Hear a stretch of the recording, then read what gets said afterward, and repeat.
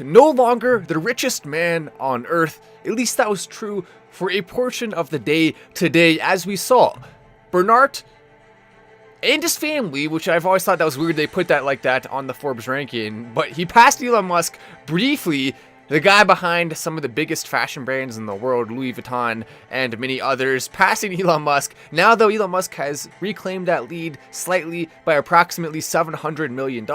But when you look into why this happened and why Elon Musk saw his net worth being passed, you start to realize exactly why it's so awesome that this happened. I know that sounds counterintuitive, right? Because most of us are likely rooting for Elon Musk to be number one. But you may remember when Elon Musk jumped up to a over $250 billion net worth, it seemed like it was going to be impossible for anyone to ever catch him. It seemed like there'd be no chance. You can try your best. You're not going to catch Elon Musk. Good luck with that. But if you want to press the like button, you're certainly welcome to do that. Maybe one day you'll be on the billionaires list and we'll be talking about you right now. That would certainly be a heck of an awesome thing if one of the people in our community went up to the top of this list. Someone's going to do it. The question is just who and how. But Elon Musk, the reason why we now see his net worth down this much is because he chose to make a big sacrifice in terms of that in order to be able to purchase Twitter and restore free speech to the internet. And some people have told me, well, Matt, there was already free speech. You can say that, but when all the social media companies make you scared to say what you feel and to say what you think, that's not something I would consider to be anywhere close to free speech. And it's not, at the very least, the goal, even if you want to say it's illegal. Sure, it can be legal, but that doesn't necessarily mean it's right. And I don't think it has been for a long time. Elon Musk changing that.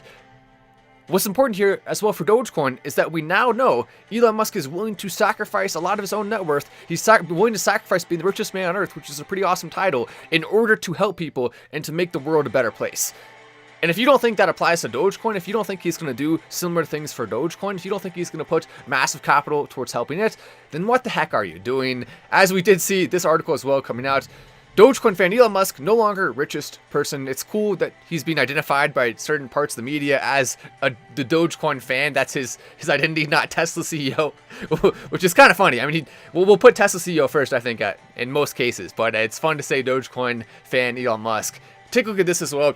This is one of the reasons why I am 98% sure that you will get rich from Dogecoin. Everyone who is buying right now, everyone who's been holding and buying, there's a very, very, very strong chance that richness will come as a result of that. And here is a part of the puzzle. If you look at Americans and their view on cryptocurrency, you may think that this is a very negative story here. You may think, my goodness, 19% in March, now only a few months later, November 2022, we only have 8% saying it's positive. That's crazy, right? 31% saying neutral for cryptocurrency in March, 18% in November, 25% negative in March, 43% negative in November. So we have seen a massive shift in sentiment around cryptocurrency. People are much less optimistic in it. People are much less favorable towards it. But rather than looking at that and doing what the average investor may do and saying, what if that's a bad sign? It should be looked at in the exact opposite way. If we are right now at an only 8% positive rating for cryptocurrency, and these are the prices, how could they fall lower? I mean, we're not going to see it going below 8%. It's not going to go below that. I mean, maybe like 7%. Like, what are people expecting? How can it possibly fall much further than this if we're already at the lowest level possible? The only way to go from here is up. It's simple. When the crypto market was going crazy, everyone was excited and making money. Of course, there's going to be more positivity. But that will shift again once the next bull market happens. Be patient, hodl. The most recent crypto pick, so far, it has not gone up like crazy yet, but I'm very confident that we are about to see that happen. So if you did put some money into it, we're not far away, I believe, from a big run for it. There's a few things the team is working on that I think could absolutely spark that. They can't on their own necessarily cause it in this market, but all it takes is a little bit of a spark sometimes as the market starts to look up, and then boom, you can have a run. And that's what we're waiting for. That's what I expect to happen. We also have a big launch that is likely coming soon. I'm working out some of the details of that. Yeah, that's right, a cryptocurrency launch. We haven't done one of those in a while, but it's one of the favorites of our crypto community, mattwallace.io, and patreon.com/mattwallace. So if you want to join and participate in these things, have fun with us, you're certainly welcome to do that. A lot of different tiers available, and yes, it will be tiered. Dude, you've been preaching this, says Brandon Weber. Yes, we have. We have to stay consistent. We have to continue to believe the truth. It will become hard. We have been seeing some similar sentiments for a little bit now. We haven't seen Dogecoin going back to its all-time high in a long time, right? And we'll talk about that. We'll acknowledge that. But the important thing is you don't want to give up right when it's about to spike, and that's why paying attention to this is so important. I remember I told you when Dogecoin was at top, I said, now is a smart time to sell. I told you I'm not going to be selling my Dogecoin because I am too attached to it. I love it too much. That's my own emotional decision. It makes me feel better to hold it, even though I know it was going to go down. And so I predicted 5-cent Dogecoin, $21,000 Bitcoin, and we're still relatively near that price prediction for Bitcoin, and Dogecoin actually outperforming my price prediction to this point. It did fall down to 5 cents, but those predictions are very accurate, and I told you to sell at the top.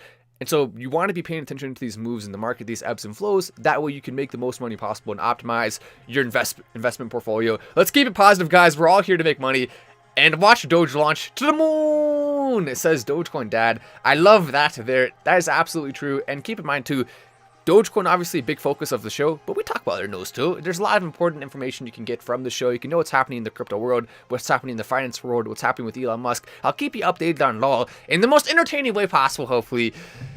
Sam Bankman-Fried, by the way, he is now having charges pressed against him by the federal government. Something that a lot of people were expecting not to happen. They thought, oh, well, he paid a bunch of money to politicians. He's going to get off scot-free. I don't think that's the case. There's too much public scrutiny in this specific case. If he was a lower profile person, yeah, he probably could get away with more. But because he's such a high profile person, they have so much pressure now, and we're putting a lot of pressure on them. They have to hold him accountable. There's a decent chance this guy will end up going to prison. He could face years, according to CNBC, if the U.S. ever gets around to arresting him. Right now, they're already calling him in. They're already putting the pedal to the metal on this prosecution. We have Maxine Waters, who has now requested that he comes for a hearing. He certainly needs to show up for that if he wants to establish any credibility whatsoever, because in his interviews, he did not do anything, in my opinion, to dissolve people's worries. Rather, it just sounded like he was trying to squirm around a lot of the facts of the situation. Now, it's one thing if you make a genuine mistake. That happens. We'll understand that. But if you're purposefully using that money, not only donating it to politicians, which I think is an even further step in the wrong direction. We don't want crypto and politicians being too intermingled.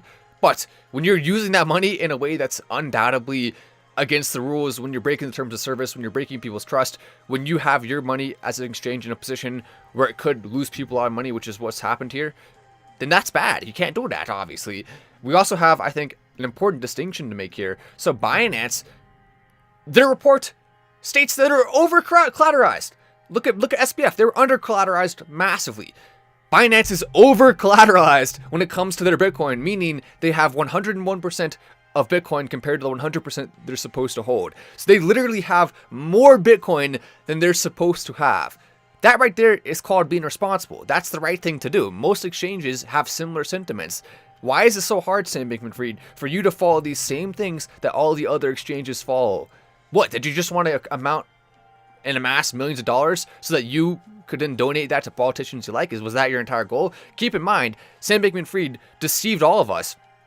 If you thought of Sam Bankman-Fried, you probably thought, oh, this guy, he has one car, right? And it's a cheap car. He's not greedy. He's not driving all these fancy cars. He's not trying to make money. He doesn't care about that. He just wants to help the world. A kumbaya. He's a vegan. Help the world. All those BS. We now know that he actually had 4 cars, including multiple luxury vehicles. 4 cars. Who needs 4 cars? Luxury vehicles. I get it. If you're a billionaire, you want to do that. But what's frustrating to me is that he wasn't just having 4 cars. He was doing it while pretending like he only had one and it was a crappy car. For goodness sakes, if you want to do that, just come out clean. Say, I have this. Say, this is my thing. This is what I do. That's the only way to actually get people to trust you long term, because eventually the lies will come out. Eventually they'll come to bite you in the butt. And right now they are. Just on that basis alone, I don't trust Sam Bankman-Fried. Everything he says to me is a lie.